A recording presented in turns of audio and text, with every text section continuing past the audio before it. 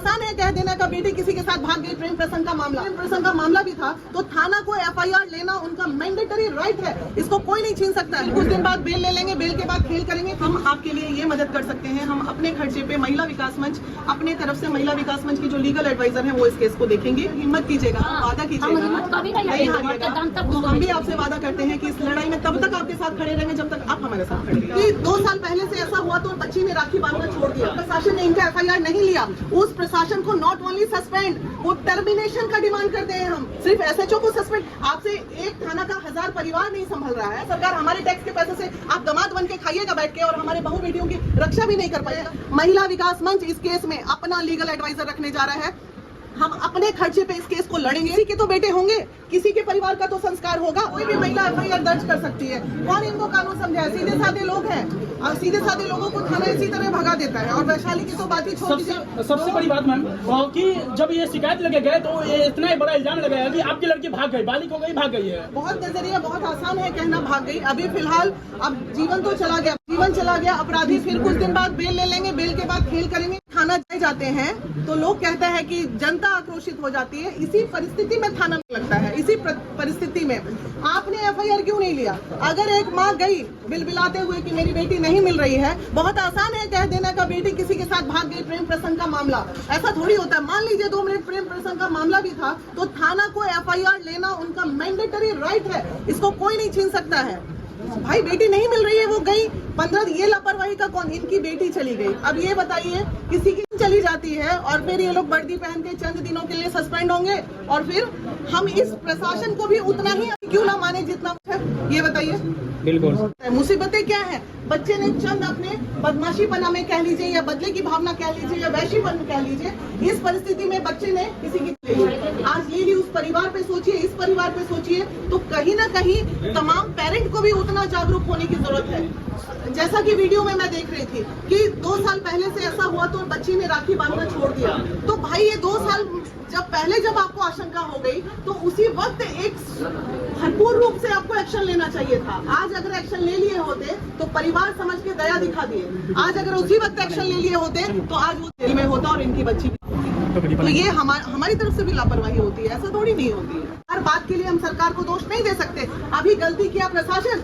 आप सबसे पहले जो प्रशासन ने इनका एफआईआर नहीं लिया, उस प्रशासन को नॉट ओनली सस्पेंड, वो टर्मिनेशन का डिमांड करते हैं। हम दो प्रशासनिक लोग अगर हमेशा के लिए जाएंगे ना तो 50 सुधर के बैठेंगे। सबसे बड़ी बात यह कि समाज गांव वालों का कहना है कि छुपाने का प्रयास किया जा रहा था। तो प्रशासन की तो अपनी वर्दी पे जब आ जाएगी तो वो तो करेगा ही ना ये काम। कोई भी चाहेगा कि भाई बहुत बड़ा बवाल मच गया।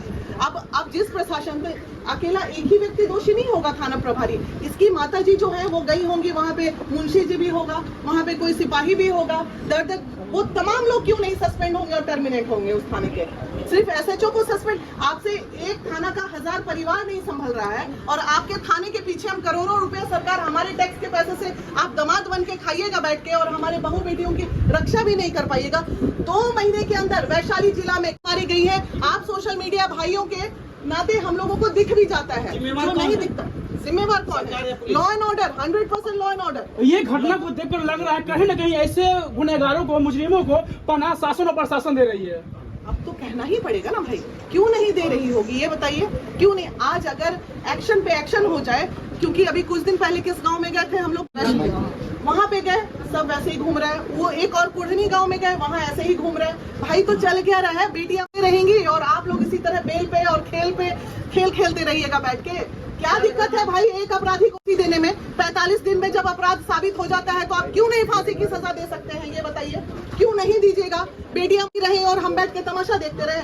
महिला विकास मंच इस केस में अपना लीगल एडवाइजर रखने जा रहा है। हम अपने खर्चे पे इस केस को लड़ेंगे। नीरू जायसवाल जो है हाजीपुर कोर्ट की जो अधिवक्ता है वो इस केस को देखेंगे अगर पेरेंट चाहा तो। और मैं वादा करती हूँ तब तक इस केस को महिला विकास मंच लड़ेगी जब तक उसको पे नहीं चढ़ा दिया जाए। उनमें किसी को बड़ी सजा नहीं मिली तभी ना ये अपराध इतना मन बढ़ा रहे हैं, लड़के इतना मन बढ़ा रहे हैं। आखिर वो बच्चे किसी के तो बेटे होंगे, किसी के परिवार का तो संस्कार होगा। अगर जिसके परिवार का बच्चा जाता है ना, तो उसका आक्रोश इतना बोलना जायज है। वो कहीं से गलत नहीं बोल रहे समाज के लोग, उनका हक है इतना बोलना, और वो बोल सकते हैं इतना, क्यों नहीं बोलेंगे भाई? तुम्हारी बेटी भाग गई है, तुम जाओ पहले। तुम्हारा किस तरीके से, जैसे कि इन परिवार के साथ भी ये गलत है, ये गलत है। देखिए, बेटी अगर भाग भी गई है हमारी, तो भी थाना का राइट है कि वो FIR लेगा और मेरी बेटी का लोकेशन बताएगा कि किसके साथ भागी, कहाँ भागी। सिर्फ बोल के पलरा झाड़ देने से नहीं होता है, ये गलत है। लड़की के साथ कुछ नहीं होता, तो ये क्यों लगता है कि लड़की भाग गई होगी किसी और के साथ? ये कुछ नहीं हो कॉमन सकता है। फेनोमेना है, थाना लोगों का कॉमन फेनोमेना है। परिवार वाले मिल रहे हैं। आपके केस पे नजर रखने के लिए आजकल एडवोकेट बिकना बहुत आसान हो गया है, बहुत आसानी से एडवोकेट मिल जाते हैं। तो आप अपना जो भी एडवोकेट रखना है रखिए, लेकिन आपके केस पे नजर रखने के लिए ये हाजीपुर कोर्ट की बड़ी एडवोकेट है, और ये फौजी पद पे है, जो जीती है इलेक्शन। हम ज्वाइंट सेक्रेटरी भी है वहाँ की, उस कोर्ट की, हाजीपुर कोर्ट की। तो आप बिल्कुल फ्री ऑफ कॉस्ट, आपसे कोई फीस नहीं लिया, जो इनका फीस होगा वो दे दिया जाएगा। आप एकदम थोड़ा देखिए, केस अच्छे से नहीं लड़ा जाता है, इसलिए केस में हार हो जाती है। हमने वैशाली जिला का सबको देखा है, सिर्फ बढ़िया एडवोकेट नहीं रहने के कारण आदमी सजा नहीं दिला पाता है। अगर हमारा एडवोकेट ईमानदार होगा इस केस में, अब तो जो होना था वो हो गया, लेकिन हमारा अधिवक्ता अगर ईमानदार होगा तो हम लोग केस में बहुत दूर तक पानी पिला देंगे, इन लोगों को अभी तक भी पहुंचा देंगे।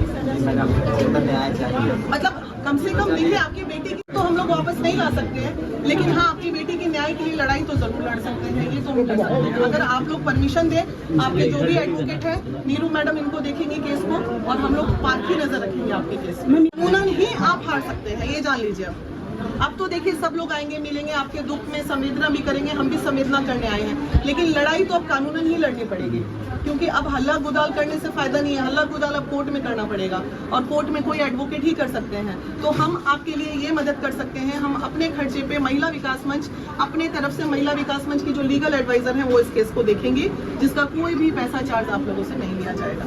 मेरे पास 2 बेटी थी, मेरे पास बेटा भी नहीं था। सोचिए, हम किस अरमान से हम दोनों बेटी को पाल रहे थे।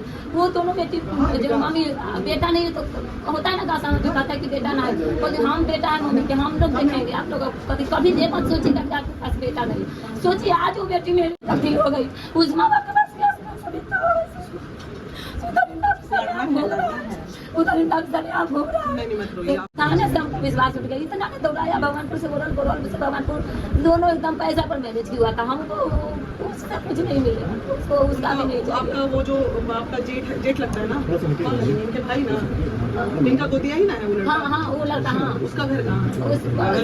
बगल में है। कोर्ट से किए थे भाई, उसके बाद कहाँ है? भगवानपुर। अभी कौन सा था? भगवानपुर।